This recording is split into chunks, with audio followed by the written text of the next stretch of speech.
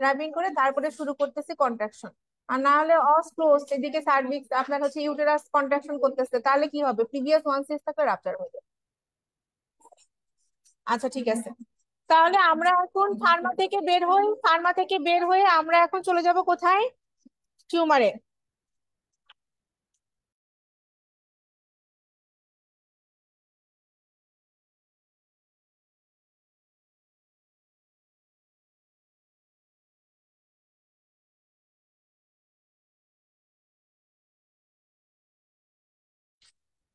আচ্ছা আমরা এখন টিউমার শুরু করছি, টিউমার ওয়ান, হ্যাঁ।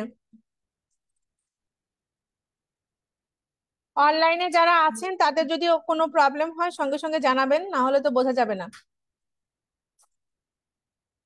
আগে হচ্ছে পেপার 3 সিলেবাসটা আমি দেখাইতাম, এখনো সাথে রাখছি। কেন রাখছি, এই যে জেনারেল প্যাথোলজি থেকে আজকে যখন আমরা টিউমার 1 2 পড়বো, রিভিশন শেষ করার পরে আমরা একটু বেসিকটাও ঝালাই নিব।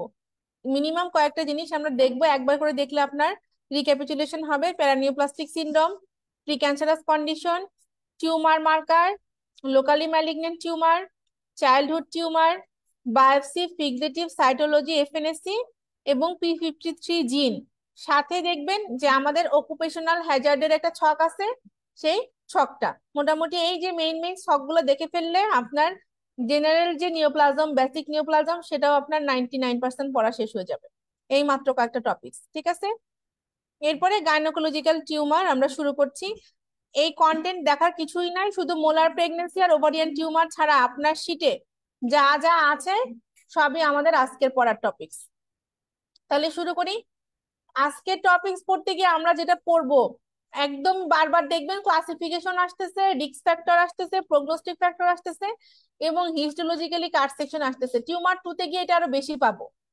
সো আমার যদি আমরা চিন্তা আমাদের, আচ্ছা এটা টিউমার 2 তেই বলবো। টিউমার 1 এর কথা যদি চিন্তা করি, আমার সার্ভিক্স আছে, ভ্যাজাইনা আছে, ভালভা আছে এবং ইউটেরাস আছে। এর যে এতগুলো মানে precancerous condition, malignant lesion, তারপরে হচ্ছে আপনার বিনাইন লেশন, এবং প্রত্যেকটা টিউমারে যদি আপনি আবার হিস্টোলজি পড়তে যান, খুবই ভয়ঙ্কর ব্যাপার না?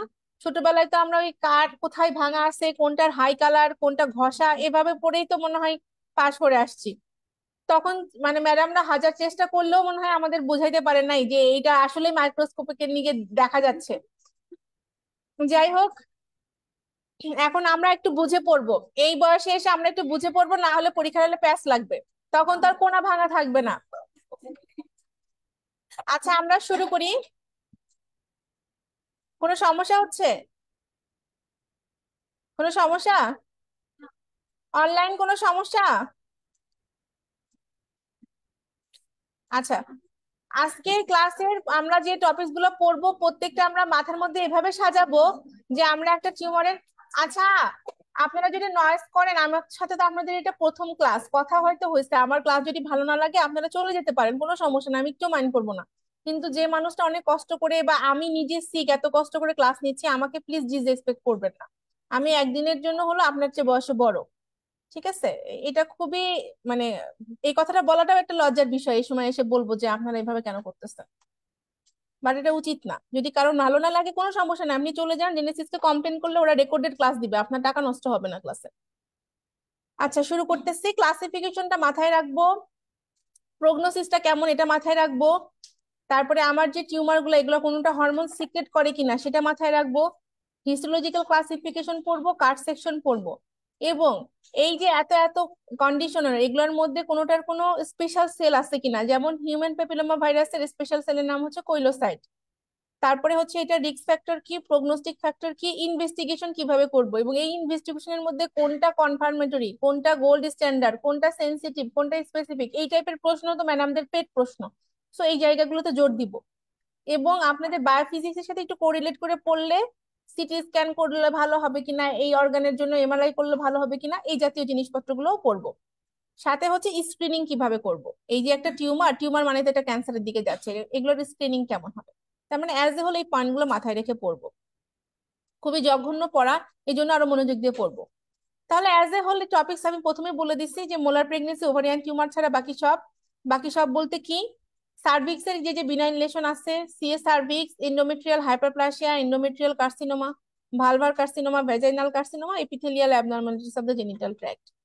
আজকের এই ক্লাসটা আমার মেইন বইয়ের কোন কোন চ্যাপ্টারে আছে সেটা হচ্ছে জেফকটে আছে 5টা চ্যাপ্টারে, চ্যাপ্টার 26, 28, 29, 30, 31।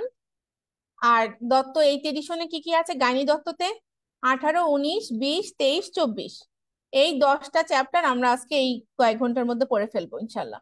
তো এখন হচ্ছে যারা মানে বই পড়তে অভ্যস্ত তাদের একটু কষ্ট হয়ে যাবে, কারণ এই টপিকস একবার এই চ্যাপ্টার খুলবো একবার ওই চ্যাপ্টার খুলবো, পরীক্ষার আগে রাতে রিভিশন দেওয়াটা কঠিন হয়ে যাবে।